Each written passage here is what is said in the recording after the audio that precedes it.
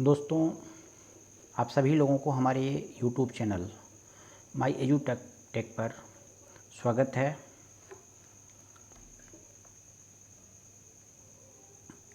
आज की वीडियो में हम पाइथन प्रोग्रामिंग का स्टार्टिंग करने जा रहे हैं। पाइथन प्रोग्रामिंग क्या है और पाइथन प्रोग्राम कब आया, किस तरीके से स्टार्ट हुआ, प्रोग्रामिंग लैंग्वेज क्या है, इन सब के बारे में हम डिस्कस करने जा रहे हैं।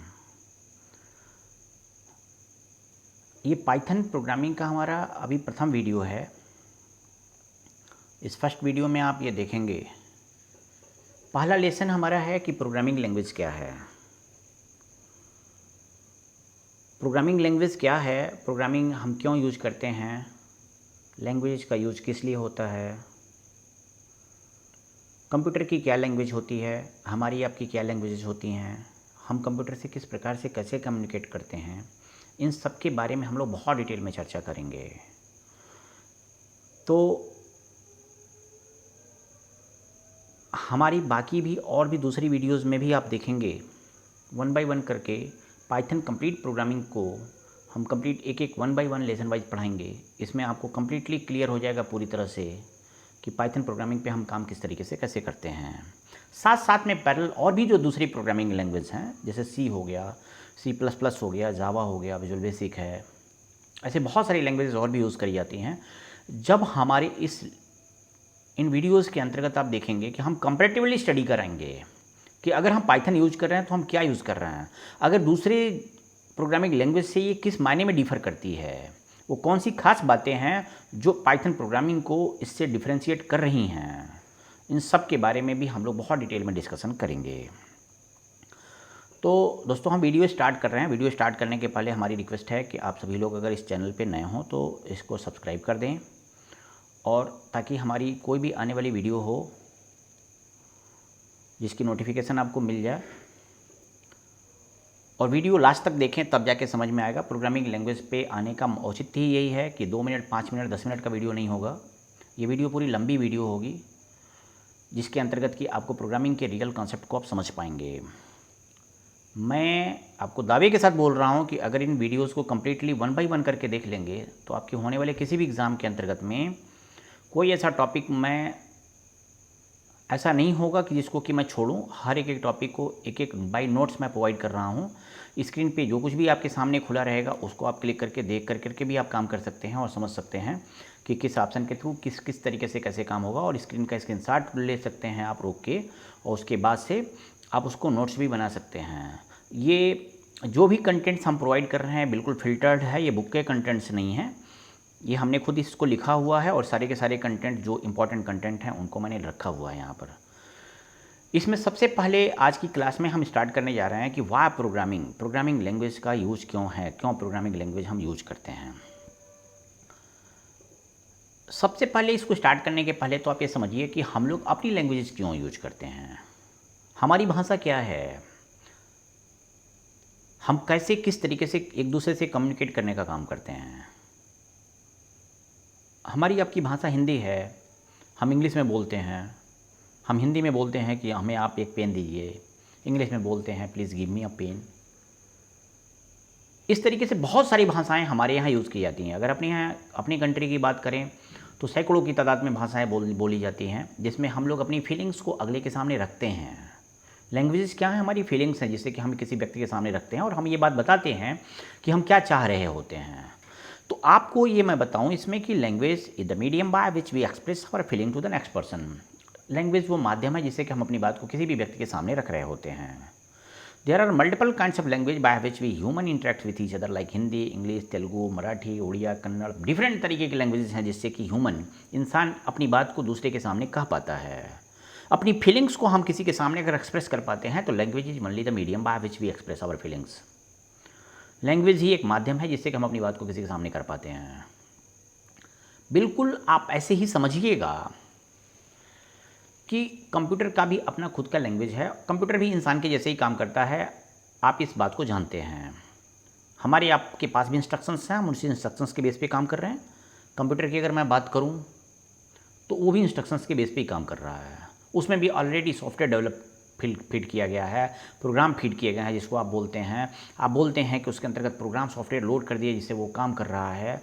तो हम अब इनको सीखेंगे इनके बारे में कि how will we create that program, कैसे हम खुद बनाएंगे, कैसे हम इंस्ट्रक्ट करने का काम करेंगे। अभी तक हम लोग क्या करते थे, अभी तक हम लोग बने बनाए सॉफ्टवेयर पे काम करते थे, बने बनाए कोई ऐप है जिस पे ओपन किया, काम करना शुरू कर दिया। लेकिन अब हम आपको बताएंगे कि how we will instruct to the system, कि हम कैसे उसको इंस्ट्रक्ट करने का काम करेंगे, कैसे हम उसे निर्देशित करेंगे कि तुम्हें क्या करना है। तो ये पूरा कंप्लीटली जो क्रम है कि मतलब कंप्यूटर को हम किस प्रकार से कैसे निर्देशित करने का काम करें कि कंप्यूटर काम करना शुरू करे, ये सब लैंग्वेज के माध्यम से ही हो पाती हैं। हम ये बात जानते हैं कि कंप्यूटर का, we already know that there is only one language that the computer can understand. Computer केवल और केवल एक ही लैंग्वेज को समझ सकता है। आप ये बात जानते हैं कंप्यूटर 0 और 1 के रूप में प्रोसेस करता है, दैट इज़ मशीन लैंग्वेज। आप ये भी बात जान लीजिए कि आप कंप्यूटर पे बैठ के चाहे जो भी काम कर रहे हों, नोटपैड खोल के टाइपिंग कर रहे हों, पेन में कोई ड्राइंग बना रहे हों, MS वर्ड में लेटर लिख रहे हों, आप माइक लगा के रिकॉर्डिंग कर रहे हों, वीडियोस बना रहे हैं, every kind of data is just passing inside the system by using only 0 and 1 format. सब कुछ कंप्यूटर के अंदर, चाहे स्टोरेज हो, प्रोसेस हो, सिस्टम के गेटवे से जो ही वो इन करता है तो जाने के बाद तुरंत वो डिजिटल चेंज होता है और डिजिटल बदल के प्रोसेस होना शुरू हो जाता है। और डिजिटल होने का बहुत बड़ा मकसद भी है। आज की डेट में आप अपने जीवन के हर सेक्टर में डिजिटल की बात करते हैं। आप बोलते हैं डिजिटल मशीनें, आप मेडिकल साइंस में जाते हैं, बोलते हैं डिजिटल एक्सरे कराना है, डिजिटल अल्ट्रासाउंड कराना है, डिजिटल MRI है। What do you mean by that digital? Digital का मतलब कि टोटली जो डाटा सिस्टम्स, जो प्रोसेस होने का और काम होने का क्रम है वो डिजिटल फॉर्मेट में हो रहा है। Means that is in format of 0 and 1 digital machine system पे है। और डिजिटल को आज के ज़माने में हम लोग प्योरली एक्यूरेट भी मान रहे हैं। जो एनालॉग से हम जब डिजिटल की तरफ में बढ़े तो पूरी तरह से एक क्रांतिकारी परिवर्तन हो गया।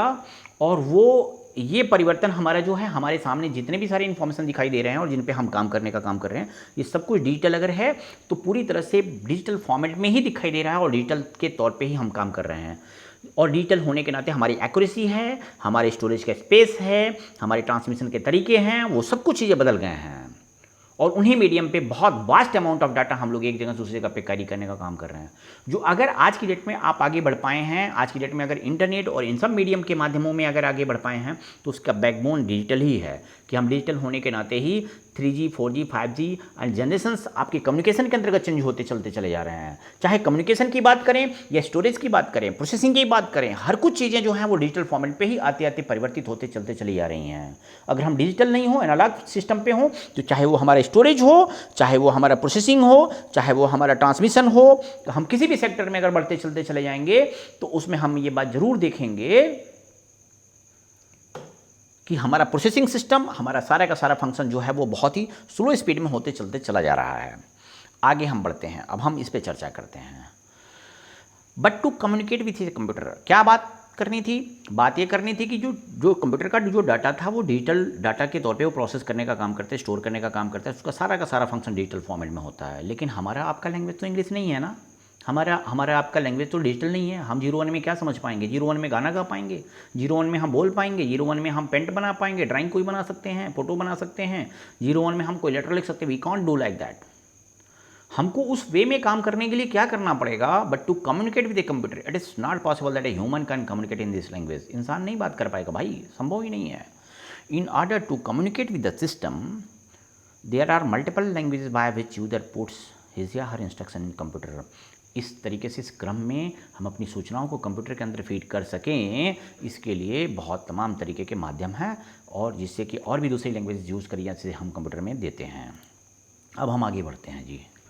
अब ये कंप्यूटर प्रोग्राम के बारे में आप समझिए कि कंप्यूटर के कौन कौन प्रोग्राम, अभी वो बात अभी आपकी बाकी रह जा रही है कि वो कौन कौन से लैंग्वेजेस हैं। इसके अगली स्लाइड में हम लोग देखेंगे कि कैसे काम करते हैं। अगला बात है कंप्यूटर प्रोग्राम। कंप्यूटर प्रोग्राम क्या होता है? जैसे बोलते हैं कंप्यूटर पे प्रोग्राम बना रहा है, what is the meaning of that program? Program का मतलब क्या होता है? प्रोग्राम का मतलब होता है कि हम कंप्यूटर को इंस्ट्रक्ट कर रहे होते हैं कि क्या करना है, what to do and how to do. क्या करना है और किस तरीके से कैसे काम करना है, कंप्यूटर को हम निर्देशित करने का काम करते हैं। Program is a set of instructions that a computer follows in order to perform a particular task. किसी एक काम को करने के लिए कंप्यूटर को जो भी निर्देश देते हैं उसी को हम लोग कंप्यूटर का प्रोग्राम के तौर पे बोलते हैं। एक computer program is human readable form is called source code. Human readable form है, इंसान जिसे पढ़ के समझ ले उसे हम लोग सोर्स कोड के तौर पे जानते हैं। After compilation the source program is translated into object code. Compilation के बाद जो सोर्स कोड हमारा होता है वो ऑब्जेक्ट कोड में परिवर्तित हो जाता है, चेंज हो जाता है। आप इन स्लाइड्स की स्क्रीनशॉट ले सकते हैं, जिसका नोट्स आप बना सकते हैं। आगे बढ़िए। ये आपके सामने एक स्लाइड ओपन हुई है, जिसे गौर से देखिए और समझ लीजिएगा। ये लैंग्वेजेस को कैटेगराइज करा गया है। जो कंप्यूटर की भाषाएं हैं, जिस भाषाओं के माध्यम से हम कंप्यूटर को निर्देशित करने का दरअसल काम करते हैं, ये वही लैंग्वेजेस हैं जिससे हम कंप्यूटर को निर्देशित करने का कार्य करते हैं।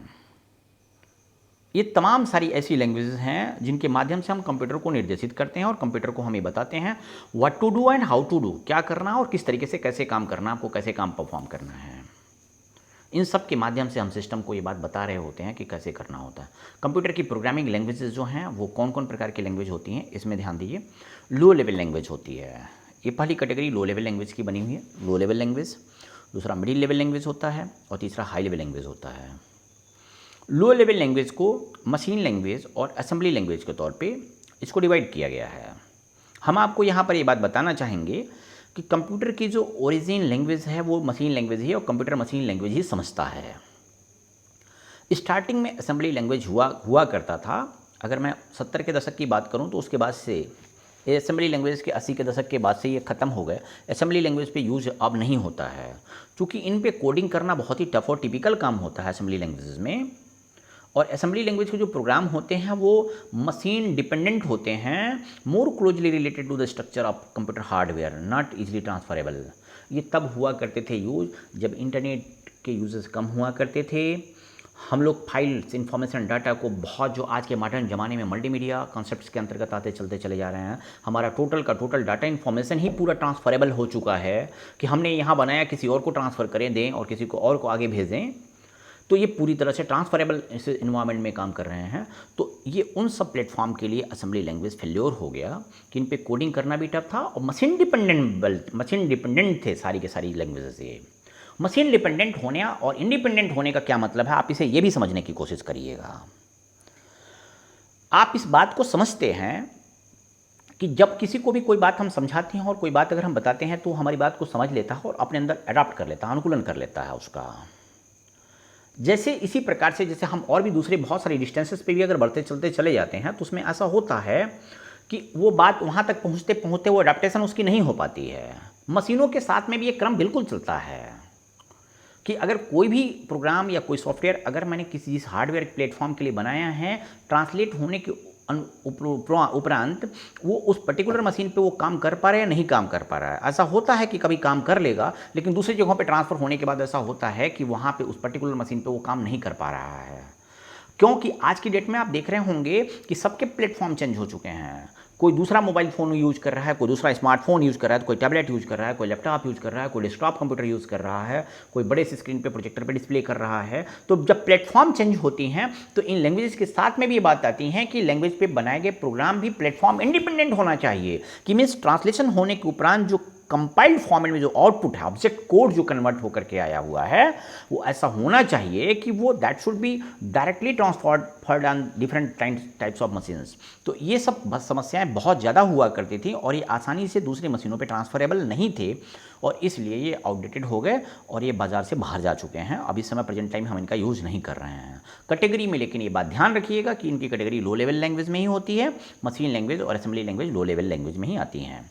चलिए अब एक कदम और हम आगे बढ़ते हैं।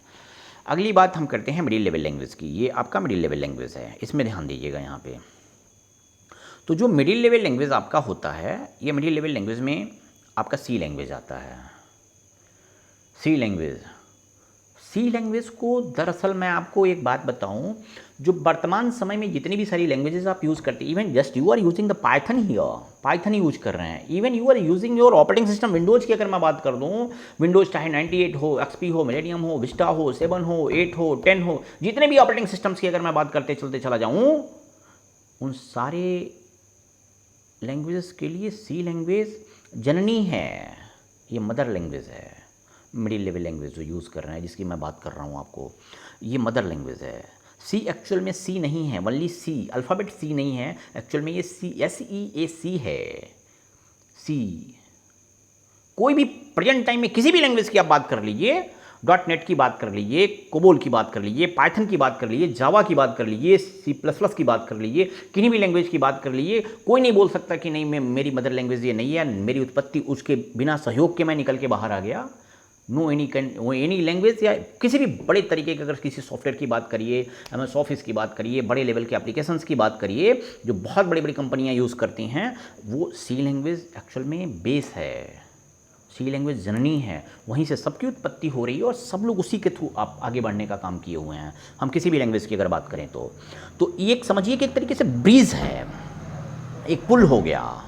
इस पुल के इस साइड में मशीन लैंग्वेज हो गया फर्स्ट साइड में, और सेकंड साइड में अगर मैं बात करूं तो ये जो आपकी आज के मॉडर्न जो लैंग्वेजेस यूज़ करी जा रही, जो हाई लेवल लैंग्वेज है, उनकी मैं बात कर रहा हूं। एक तरीके से ब्रिज का काम कर रहा है जो middle level language C language है।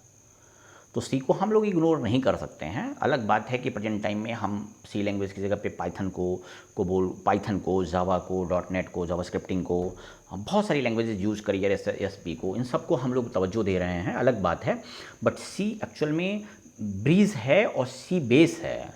सी लैंग्वेज अगर जिसको आ रही है और सी अगर पढ़ा हुआ व्यक्ति है तो उससे बाकी दूसरी लैंग्वेज पे बहुत प्रॉब्लम भी नहीं होने पाएगी, अगर पढ़ने की और जानकारी की मैं बात अगर आपसे करूँ तो सी बेसिकली बेस लैंग्वेज है, ये जो मिडिल लेवल लैंग्वेज की कैटेगरी में आती है। चलिए हम आगे बढ़ते हैं, बहुत टाइम नहीं इस पर क्लिक करेंगे। हाई लेवल लैंग्वेज, अगर मैं हाई लेवल लैंग्वेज की बात करूँ, हाई लेवल लैंग्वेज के अंतर्गत C++, जावा, पाइथन, कोबोल, बेसिक और डॉट नेट, ये programming language high level language में आती हैं। हाई लेवल लैंग्वेज में हमारी ये लैंग्वेज आती हैं। इसमें पाइथन को देखिए मैंने सर्कल करा हुआ, आपके इस नोट्स के लिए मैंने बनाया हुआ है, इसे कैटेगराइज किया हुआ है, पाइथन को मैंने सर्कल करा हुआ है। ये पाइथन हाई लेवल लैंग्वेज की कैटेगरी में ही आती है और इसी को आपको पढ़ना है। हाई लेवल लैंग्वेज की खासियत क्या होती है, क्या बातें होती हैं, हम लोग आगे भी डिस्कस करेंगे, लेकिन अभी इस बात को अभी यहाँ पर हम यही तुरंत में समझें कि C++, जावा, पाइथन, ये सब के सब हाई लेवल लैंग्वेज में आती है। High level language English like languages में होती है, जिसे कि आसानी से हम पढ़ते हैं और पढ़ के समझ लेते हैं, और वो ह्यूमन रीडेबल फॉर्म में होता है, जिसे हम आसानी से सीख सकते हैं। इन कंपेरिजन टू अगर मैं मिडिल लेवल लैंग्वेज की बात करूँ, इन कंपेरिजन टू अगर मैं असेंबली लैंग्वेज की बात करूँ तो और टेढ़ा था। अब और आगे बढ़ते हैं, हम अगली टॉपिक पे डिस्कस करते हैं। अब ये देखिए, अब आगे बात कही जा रही है क्या, लैंग्वेज ट्रांसलेटर। गौर करिएगा, अभी प्रीवियस स्लाइड में हमने कौन सी बात कही थी कि मशीन की जो लैंग्वेज होती है मशीन लैंग्वेज होती है, लेकिन हमारी लैंग्वेज हमने क्या बोला, हम क्या पढ़ेंगे, हम हाई लेवल लैंग्वेज पढ़ेंगे। हम क्या पढ़ेंगे, C पढ़ेंगे, C++ पढ़ेंगे, पाइथन पढ़ेंगे, जावा पढ़ेंगे, ये सब प्रोग्रामिंग लैंग्वेज को हम पढ़ेंगे। लेकिन मशीन की लैंग्वेज क्या है, मशीन की लैंग्वेज तो मशीन लैंग्वेज है। तो आप इस बात को समझ लीजिएगा कि there must be need a translator की ज़रूरत पड़ती है। अब ये ट्रांसलेटर देखिए करता क्या है। ट्रांसलेटर का काम क्या होता है कि चूंकि मशीन लैंग्वेज को समझता है, मशीन की भाषा तो मशीन की भाषा है, मशीन लैंग्वेज को ही समझेगा।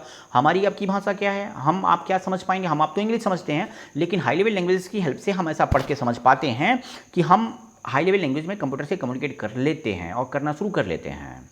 तो अगर मैं यहाँ पे बात करूँ तो कंपाइलर है, यहाँ पे there are different types of language translator that translate source code into machine code. Source code क्या होता है, the coding that actually you perform on to the system is called the source code, जिसमें आप coding कर रहे हैं what ever language, चाहे वो C में करें, C++ में करें, जावा में करें, पाइथन में करें, किसी भी लैंग्वेज में अगर आप कोडिंग करते हैं, that same is called the source code. समझ में आ गया सोर्स कोड।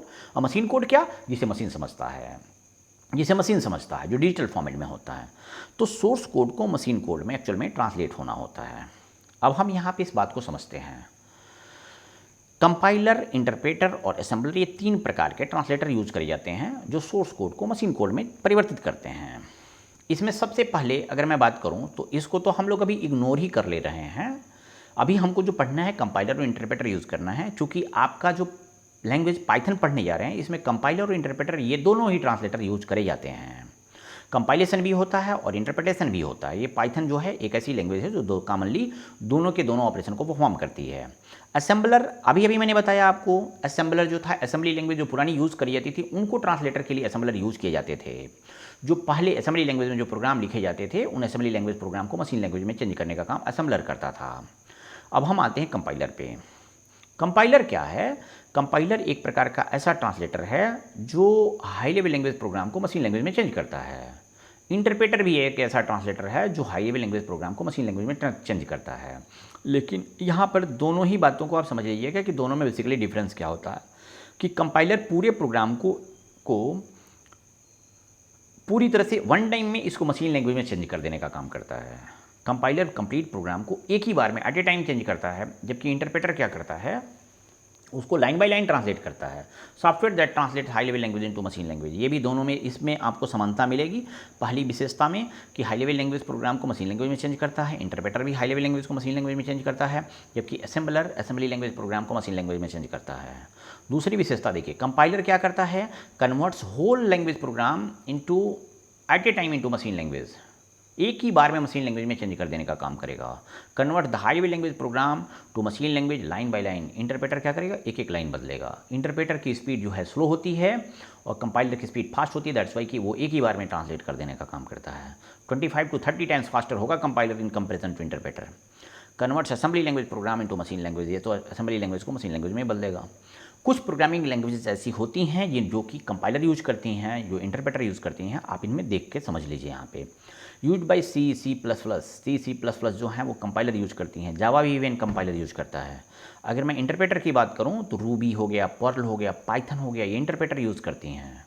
इंटरप्रेटर यूज़ करने के लिए मतलब जिनमें लाइन बाय लाइन ट्रांसलेशन का मोड होता है, रूबी, पर्ल, पाइथन, PHP, ये सब के सब क्या यूज़ करती हैं, इंटरप्रेटर ट्रांसलेटर के तौर पे यूज़ करती हैं। और ये जो है असेंबली लैंग्वेज के लिए यूज़ करा जाता है। अब मैं आगे बढ़ता हूँ। इसमें एक देखिए साइड में मैंने फिगर एक बनाया हुआ है। इंटरप्रेटर कैसे काम करता है, जो source program high level language में जो आप लिखे हुए होते हैं, उससे क्या करेगा इंटरप्रेटर एक लाइन लेगा, execute the code in machine language. एक लाइन कोड को मशीन लैंग्वेज में लेगा, गेट नेक्स्ट इंस्ट्रक्शन अगला लेगा, फिर अगली बार अगले को इंटरप्रेटर फिर चेंज करेगा। ये काम तब तक चलता जाएगा, एक एक लाइन लेता जाएगा, सोर्स कोड को एक एक लाइन को ट्रांसलेट करते चलते चला जाएगा। ये इंटरप्रेटर है। इंटरप्रेटर की बात मैं यहाँ पे इसलिए मैंने फिगर अलग से बनाया हुआ है ताकि ये समझ सकें कि जो पाइथन प्रोग्रामिंग लैंग्वेज जो हम यूज करते हैं वो इंटरप्रेटर के कंसेप्ट पे ही चलता है। अब चलिए मैं आगे बढ़ता हूँ। What type of language the Python is. Python किस प्रकार की लैंग्वेज है, आप इसे ध्यान से देखिएगा और समझिएगा। बहुत सारी इसमें ऐसी बातें होंगी जो आपके बुक में और आपके सिलेबस में आपने नहीं देखा होगा, जैसे कि PVM का कॉन्सेप्ट यहाँ बताया गया है। इस फिगर को भी आप लोग बना लीजिएगा और समझ लीजिएगा। What type of language the Python is. Python किस प्रकार की लैंग्वेज है। Python is usually called an interpreted language. Interpreted language के तौर पे बोलते हैं। अभी भी पीछे भी हमने डिस्कस किया, पिछली स्लाइड में भी। However it combines compiling and interpreting. Compilation और इंटरप्रिटेशन दोनों ही मेथड को अडॉप्ट करता है ये। When we execute a source code a file with .py extension. यहाँ पे ध्यान दीजिएगा कि पाइथन एक ऐसी लैंग्वेज है जो कंपाइलेशन और इंटरप्रिटेशन दोनों को यूज़ करता है। अभी पिछली स्लाइड में भी मैंने बताया आपको। इसमें आगे बढ़ते हैं। When we execute a source code, जो प्रोग्राम आप .py एक्सटेंशन, आपको पता है कि पाइथन में जो प्रोग्राम आप आगे बनाएंगे वो .py एक्सटेंशन से सेव होता है। तो .py एक्सटेंशन से जब कोई फाइल आप एग्जीक्यूट करते हैं, Python first compile it into byte code. Python उसको क्या करेगा, सबसे पहले बाइट कोड में जनरेट करता है। बाइट कोड भी एक प्रकार का कोड ही होता है। द बाइट कोड ये low level platform independent representation of your source code. मतलब क्या होगा, ये लो लेवल इंडिपेंडेंट रिप्रेजेंटेशन होता है सोर्स कोड का आपके। However it is not the binary machine code and can not be run by target machine directly. और ये किसी भी मशीन पे डायरेक्ट टारगेट मशीन पे सीधे जाकर करके रन नहीं कर जाएगा, ये सीधे रन नहीं कर सकता है। इसके लिए क्या करना पड़ता है, in fact it is a set of instruction, हाँ, representation of your code, binary code, machine code and can not be run by direct target machine. In fact it is a set of instruction for a virtual machine which is called Python virtual machine. PVM पे आ जाता है। ये PVM के तौर पे उसे generate करने का, कन्वर्ट कर देने का काम करता है। ये किस तरीके से इंस्ट्रक्शन का कोड होता है जो पाइथन वर्चुअल मशीन के तौर पे वो जनरेट करेगा। अब यहाँ पे देखिए कैसे काम होता है इसका। ये आपका सोर्स कोड है। इस सोर्स कोड को लेगा, ये कंपाइलर जो है उसको कंपाइल करेगा। पाइथन का कंपाइलर जो है उसको कंपाइल कर रहा है। कंपाइल करने के बाद से क्या बदल देगा, तो बोले बाइट कोड में चेंज कर देगा। बाइट कोड में चेंज हो गया। बाइट कोड को फिर से कौन लेगा, वो इंटरप्रेटर लेगा। जो पाइथन का वर्चुअल मशीन है उसे वो लेगा और वो लेके उसे इंटरप्रेट इस प्रकार से करेगा कि दैट कैन डायरेक्टली भी run on to the your machine, जो कि सीधे आपके मशीन पे, कंप्यूटर पे रन कर सके और किसी भी दूसरे प्लेटफॉर्म पे भी जाकर के PVM के थ्रू वो एग्जीक्यूट कर सकता है, रन कर जाएगा। Complete clear. आप इस स्लाइड को स्क्रीनशॉट ले लीजिएगा, नोट कर लीजिएगा। आगे बढ़ता हूँ मैं। इसमें कुछ और भी बातें जो कंपाइलेशन प्रक्रिया के अंतर्गत चलती हैं उन प्रक्रिया के अंतर्गत में कुछ और भी बातों के बारे में भी ध्यान दीजिए और इनको भी आप समझने की कोशिश करिएगा। मैं यहाँ पे जो बात बताने जा रहा हूँ, some other terms in compilation process, compilation प्रक्रिया के अंतर्गत कुछ और भी टर्म्स यूज करे जाते हैं, इनके बारे में डिस्कस करने जा रहे हैं। ए linker is an important utility program that takes the object files produced by assembler and compiler and code and join into a single executable file। यहाँ ध्यान दीजिएगा, लिंकर और लोडर ये दो इस तरीके से खास तौर पे प्रोग्राम होते हैं। जब आपका प्रोग्राम कंपाइल होने के उपरांत ट्रांसलेट होकर करके आपके मेन मेमोरी पर के लोड होकर आपके स्क्रीन के सामने आउटपुट आपको दिखाई देता है, उनमें दो एक खास इंपॉर्टेंट प्रोग्राम हैं, लिंकर और लोडर। ये लिंकर क्या है? एक प्रकार का यूटिलिटी प्रोग्राम ही होता है ये। A linker is an important utility program that takes object file, source code को ऑब्जेक्ट कोड में चेंज होने के उपरांत, आपको पता है कि सोर्स कोड जो है कंपाइलर क्या करेगा, उसको ऑब्जेक्ट कोड में चेंज कर देगा। ऑब्जेक्ट कोड क्या करेगा, ये लिंकर उसको लेगा, लिंकर लेगा उसको। आप ये बात समझ लीजिए कि जब प्रोग्राम आपका कंपाइल होता है तो बहुत छोटे छोटे अलग अलग मॉड्यूल्स में भी टूटता है। उन मॉड्यूल्स में जब अलग अलग टूटेगा तो उनको वो आपस में लिंक करने का काम करेगा ये, after changing it into the object code produced by assembler and compiler and other code join them into a single executable file. और उसको लिंकर क्या करेगा कि कंबाइन करके एक फाइल में कन्वर्ट कर देगा ताकि वो क्या हो सके, आपका एग्जीक्यूट हो सके। एग्जीक्यूट होने के लिए ये चेंज करने का काम करता है linker.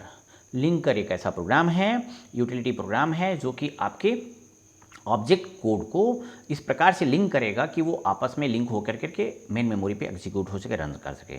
Loader is a part of operating system, यह ध्यान दीजिएगा, ये लिंकर जो है आपके कंपाइलेशन प्रक्रिया का एक पार्ट होता है, जबकि लोडर क्या है, आपके ऑपरेटिंग सिस्टम का पार्ट है। आपको पता है कि लैंग्वेज का एक दायरा है और वो प्रोग्रामिंग लैंग्वेज या जो कंपाइलेशन की प्रक्रिया है वो उसको कर देने के उपरांत वो हैंडओवर कर देती है आपके ऑपरेटिंग सिस्टम को, और आपके ऑपरेटिंग सिस्टम ही पूरे काम के लिए जिम्मेदार होता है कि वो अंदर आगे क्या करना है, कैसे जाना है। तो loader is a part of operating system and is responsible for loading executable files into main memory and execute them. और उसको मेन मेमोरी में एग्जीक्यूट करने के लिए लोडर जो है वो लोड करेगा। लोडर किसका पार्ट होता है? ऑपरेटिंग सिस्टम का पार्ट होता है। ये कंपाइलेशन के अंतर्गत का पार्ट होता है। It calculates the size of program, ये साइज प्रोग्राम के साइज़ को कैलकुलेट करेगा, instructions and data and creates memory space for it. हमने आपको पहले भी पढ़ा रखा है कि जब आपका प्रोग्राम कंपाइल कर रहा होता है और चल रहा होता है तो आपके चलने के दौरान दोस्तों होता क्या है कि जब मेन मेमोरी पे बहुत तमाम सारे ऐसे भी प्रोग्राम्स होते हैं जो ऑलरेडी वर्किंग मोड में होते हैं, रनिंग मोड में होते हैं। जैसे बहुत तमाम सारे ऐसे भी प्रोग्राम को आपने खोल के छोड़ दिया है कि वो जो काम ऑलरेडी कर रहे होते हैं। तो कंपाइलेशन या किसी भी प्रोग्रामिंग लैंग्वेज का एक दायरा है कि वो काम कहाँ तक करेगा। आपने वेरिएबल डिक्लेयर किया हुआ, लिस्ट यूज किया है, टपल यूज किया है, लूपिंग कंडीशंस यूज किए हुए हैं, कंपाइलेशन की प्रक्रिया हो रही है, that is the part of your programming language. लेकिन एक दायरे के बाद वो भी छोड़ के बाहर आ जाता है। वो क्या बोलता है कि नहीं, अब तुम्हारा काम खत्म हो गया, अब तुम हैंड ओवर करो किसको? ऑपरेटिंग सिस्टम को दो। अब ऑपरेटिंग सिस्टम का ये पार्ट होता है memory management, input output management, process management, सारे के सारे मैनेजमेंट, स्टोरेज मैनेजमेंट, ये सारे मैनेजमेंट आपने ऑपरेटिंग सिस्टम के फंक्शन को पढ़ा था। उसमें memory management was the very important part of that same, बहुत ही इंपॉर्टेंट पार्ट था मेमोरी मैनेजमेंट। तो मेमोरी मैनेजमेंट का जो काम है उसमें लोडर का काम ही यही होता है कि उसको मेन मेमोरी में लोड करे, और ये ऑपरेटिंग सिस्टम की जिम्मेदारी होगी कि उस प्लेस पे कितनी जगह है और कहाँ पे मुझे ला के रखना है और किस तरीके से वो अपनी जगह लेने का काम करेगा। It calculates the size of program, ये लोडर का ही काम होगा कि वो मेमोरी में साइज को कैलकुलेट करे और आपके प्रोग्राम की साइज को देखे कि will be fit on that position और नॉट, उस जगह पे ये फिट हो पाएगा अथवा नहीं हो पाएगा। अगर नहीं हो पाएगा तो उस जगह ऑक्यूपाई करना या देना ये लोडर का ही या आपके ऑपरेटिंग सिस्टम का ही फंक्शन होता है। Is calculate the size of program, instructions and data and creates memory space for it, और आपके प्रोग्राम के लिए मेमोरी स्पेस लेगा। It initializes various registers to initiate execution, और ये तमाम सारे रजिस्टर्स को भी एग्जीक्यूट करेगा जो आपके सीपीयू रजिस्टर्स होते हैं, प्रोसेसर के रजिस्टर्स होते हैं, उन सबको इन्वॉल्व करके मेन मेमोरी में लाके लोड कराने का काम जो होता है वो लोडर का होता है। That is the part of your OS. अब मैं आगे बढ़ता हूँ जी। अगले टॉपिक पे मैं जो डिस्कशन करने जा रहा हूँ वो क्या है? वो है types of error. That is very important topic here also. Types of error, कितने प्रकार की त्रुटियाँ आपके प्रोग्राम के अंतर्गत होती हैं, एरर्स कितने तरह के होते हैं, इसको बहुत ध्यान से समझिए कि एग्जाम में अक्सर करके बार बार पूछा जाता है। There are 3 types of error that occur in computer program. 3 खास तौर पे ऐसे एरर्स होते हैं जो आपके प्रोग्राम के अंतर्गत आते हैं। सिंटैक्स एरर है, रन टाइम एरर होता है और ये लॉजिकल एरर होता है। ठीक है, कौन कौन से 3 एरर हैं? Syntax error, run time error and logical error. इसमें अब मैं आगे बात करता हूँ। पहला सिंटैक्स एरर कौन सा है? इस एरर का काम किस तरीके से कैसे डिटेक्ट करने का काम करेगा आपका कंपाइलर? सिंटैक्स एरर, जैसे आपने लिखने में ही गलती कर दी, a-b लिखा हुआ है, इक्वल टू लिख दिया है इस तरीके से। a-b equal to what? आपने पढ़ा होगा कि कभी भी कैलकुलेशन जो होगा तो c is equal to a-b इस तरीके से लिखना है। इसका कोई मतलब ही नहीं है। या आपको प्रिंट राजेश करा रहे हैं, आपको आगे डबल इन्वर्टेड कामा लगाना था, डबल इन्वर्टेड कामा आपने नहीं लगाया, पैरेंथेसिस आपने खोल दिया, छोटा वाला ब्रैकेट बंद ही नहीं करा, सेमीकोलन नहीं लगाना था लगा दिया, या नहीं लगाना था लगाया नहीं, लगाना था तो लगाया नहीं, कामा का मिस्टेक कर दिया, जहाँ सिंगल कट चाहिए वो डबल कट से क्लोज कर दिया, ब्रैकेट बंद करना नहीं चाहिए था बंद कर दिया। मतलब कि just inside the writing of your program, जब आप प्रोग्राम टाइप कर रहे होते, लिख रहे होते हैं और टाइपिंग के अंतर्गत किसी भी प्रकार की कोई भी मिस्टेक अगर आ गई तो समझिए that will be syntax error. वो सिंटैक्स एरर हो गया। मतलब क्या कि उस प्रोग्रामिंग लैंग्वेज का जो लिखने का फॉर्मेट प्रारूप था उसके अनुसार आप लिखे नहीं, चले नहीं है, तो उसका सिंटैक्स चेंज हो गया, सिंटैक्स एरर क्रिएट करेगा। तो इस प्रकार के एरर को हम सिंटैक्स एरर बोलते हैं। ये जनरली हम लोगों के प्रोग्राम बनाने के टाइम पे इसी प्रकार का एरर अराइज होता है, इसी प्रकार का एरर अक्सर आता है। दूसरे एरर की मैं बात कर रहा हूँ, that is run time error. वो रन टाइम एरर होता है। रन टाइम एरर का क्या मतलब है? Miss interpretation of particular instruction. करना कुछ और था, बोले मिस इंटरप्रिटेशन कर दिया आपने, मिस इंटरप्रिटेशन कर दिया। जैसे आपको कन्नड़ डिवाइड बाई जीरो, जैसे किसी नंबर को आपने जीरो से डिवाइड कर दिया, इंटरप्रिटेशन कुछ नहीं हो सकता, उसको इंटरप्रेट कैसे करेगा सिस्टम आपका? किसी नंबर को आपने जीरो से डिवाइड कर दिया, कन्नड़ डिवाइड बाई जीरो आपने मैथमेटिक्स में भी पढ़ा है, कोई भी नंबर जीरो से डिवाइड नहीं हो सकता है। उस प्रकार के मिस्टेक्स को रन टाइम एरर हम बोलते हैं, जो कि सिस्टम आपका रन टाइम एरर क्रिएट करने का काम करता है। कंपाइलेशन के दौरान उस तरीके के एरर को डिटेक्ट नहीं हम कर पाते हैं। आगे बढ़िए। Logical error. लॉजिकल एरर क्या है? ये इस प्रकार का एरर है जो आपके प्रोग्राम की लॉजिक गड़बड़ हो गई। आप सोच रहे हैं किसी चीज़ को करने के लिए, आपकी लॉजिक ही गड़बड़ हो गई, आपकी सोच ही गड़बड़ हो गई, आपके सोचने के अंतर्गत ही मिस्टेक अगर क्रिएट हो गई, इस प्रकार के एरर को हम लोग लॉजिकल एरर बोलते हैं। जैसे आप d equal to a plus b करना था, आपने a माइनस बी कर दिया।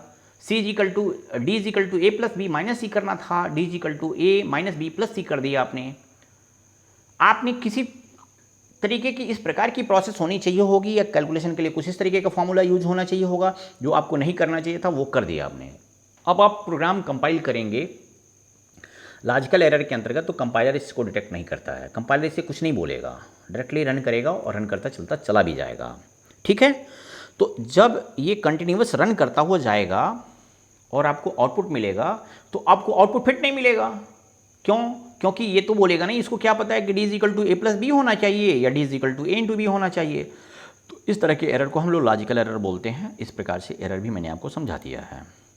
अब चलिए, अब मैं आगे बढ़ता हूँ कि अब मैं धीरे धीरे आपको बढ़ रहा हूँ कि प्रोग्राम हम किस प्रकार से कैसे बनाते हैं, और प्रोग्राम कभी भी बनाने के लिए या कोई भी प्रोग्राम या कोई भी सॉफ्टवेयर का डेवलप करने जा रहे हैं तो हमको कौन कौन सी बातें खास तौर पे ध्यान में रखनी चाहिए होंगी। उन खास बातों को आपको ध्यान में रखना पड़ेगा कि किन किन बातों का आपको ध्यान में रखना चाहिए होगा जब कभी भी कोई सॉफ्टवेयर या प्रोग्राम अगर आप बनाने जा रहे हैं, तो उस समय किन किन बातों को आपको ध्यान में रखना पड़ेगा। बेसिक मॉडल ऑफ कंप्यूटेशन के लिए सबसे बेसिक मॉडल कौन कौन से हैं, कौन कौन सी बातों को आपको ध्यान में रखना होता है। There will be number of different method to solve a particular problem. अगर कोई प्रॉब्लम सॉल्व करना है तो कौन कौन सी बातों को ध्यान में रखना होगा। How this may common as, कौन कौन सी खास बातें होंगी। Formulating the problem and deciding the data types to be inputted. Formulating the problem को आप डिसाइड करिए और उसमें ये ध्यान दीजिए कि कौन कौन प्रकार का इनपुट लेना है, किस किस प्रकार के इनपुट आपको इनपुट कराने हैं। ये सबसे पहले समस्या से आप अवगत होइए और प्रॉब्लम्स आइडेंटिफाई करने के बाद से किस किस प्रकार के इनपुट्स होने चाहिए होंगे, आप उस पर पहले आप विचार करें। आगे बढ़ें। अगली बात, identifying the steps of computation that are necessary for getting the solution. मैं एक एग्जांपल लेके आपको बताऊं तो शायद आपको समझ में आ जाएगा। जैसे सपोज आपको सिंपल इंटरेस्ट कैलकुलेट करना है और आपकी एक प्रॉब्लम है कि just you have to create a program. एक छोटे से एग्जांपल को लेकर समझते हैं। तो आपको सिंपल इंटरेस्ट कैलकुलेट करना है, तो आपको पता है कि P into R into T अपन 100 होता है। तो principal amount into rate into time divide by 100 करेंगे तो हमारा सिंपल इंटरेस्ट कैलकुलेट होकर वापस आ जाएगा। तो अब आप समझिए कि सिंपल इंटरेस्ट कैलकुलेट करने के लिए identifying the steps of computation, कौन कौन से स्टेप्स कंप्यूटेशन। पहला बात क्या कि आपको किस किस प्रकार के इनपुट लेने हैं, that you should be determined, वो आप डिटरमाइन करेंगे। अगला, identifying the steps of computation, कौन कौन से कंप्यूटेशन के स्टेप्स इन्वॉल्व होंगे, आप क्या क्या करेंगे, कौन कौन से फॉर्मूला आप जनरेट करने का काम करेंगे, आप उसको ध्यान देंगे। Second one thing, identifying the decision points under what circumstances the particular operation is to be performed and what not to be perform. आगे आप ये ध्यान देंगे, अभी तो मैंने छोटे एग्जांपल के साथ बोला, अगर कोई बड़ा एक प्रोग्राम अगर आप बना रहे हैं तो उसमें डिसीजन मेकिंग स्टेटमेंट्स भी हो सकते हैं कि कहाँ कहाँ क्या क्या बातें होंगी, फिर इस तरीके से कौन सा होगा, किस तरीके से कैसे क्रिएट करेंगे, कहाँ पे कौन सी प्रॉब्लम आएगी तो फिर कौन सी बात हमें ध्यान में देनी होगी। ये सारे के सारे स्टेप्स जो होते हैं वो आइडेंटिफाइंग द डिसीजन पॉइंट से जुड़े हुए होते हैं, और कौन सा ऑपरेशन कब परफॉर्म होना है हम इस पर चर्चा करने का काम करते हैं। अब मैं आगे बढ़ता हूँ जी। Knowing the expected results and verifying with the actual values, knowing the expected result. अब उसके बाद से अब आप प्रोग्राम बनाने के पहले भी आप ये ध्यान दीजिए कि अगर आप SI कैलकुलेट कर रहे थे तो P, R और T की वैल्यू को अगर आपने मल्टीप्लाई करा और 100 से डिवाइड कर रहे हैं तो just are you getting the exact result और नॉट, सही मायने में रिजल्ट आप पा रहे हैं अथवा नहीं पा रहे हैं, आप क्या इनपुट कराने का काम कर रहे हैं और क्या आउटपुट आप पा रहे हैं। इन सारे के सारे प्रोसेस को आप अच्छी तरह से देखिए और देख करके समझ लीजिए यहाँ पर। तो देन ये इतने सारे 1 2 3 4 ये 4 पॉइंट थे कि कभी भी कोई प्रोग्राम बनाने से पहले हम लोगों का बेसिक कंप्यूटेशन का मॉडल है और इस चीज़ को ध्यान में रखना होता है। प्रोसीजर फॉर प्रॉब्लम सॉल्विंग, किसी प्रॉब्लम को सॉल्व करना है तो कौन कौन से प्रोसीजर आपको अडाप्ट करने चाहिए होंगे, कौन कौन सी बातें आपको ध्यान में रखनी चाहिए होंगी, आपको उसे समझना है। इसमें सबसे पहला बात है क्या, अंडरस्टैंडिंग द प्रॉब्लम। प्रॉब्लम को आप समझिए कि प्रॉब्लम एक्चुअल में क्या है। सबसे पहला प्रोसीजर क्या है कि प्रोसीजर फॉर सॉल्विंग प्रॉब्लम का मतलब ये कि अंडरस्टैंडिंग द प्रॉब्लम, प्रॉब्लम को हम समझें। प्रॉब्लम है क्या, क्या काम, क्या एक्चुअल प्रॉब्लम है, कैसे उसको सॉल्व करेंगे। Understanding the problem, construct the list of variables. Variables आप लीजिए, कौन कौन से वेरिएबल्स आप यूज करेंगे आप उसको डिसाइड करेंगे।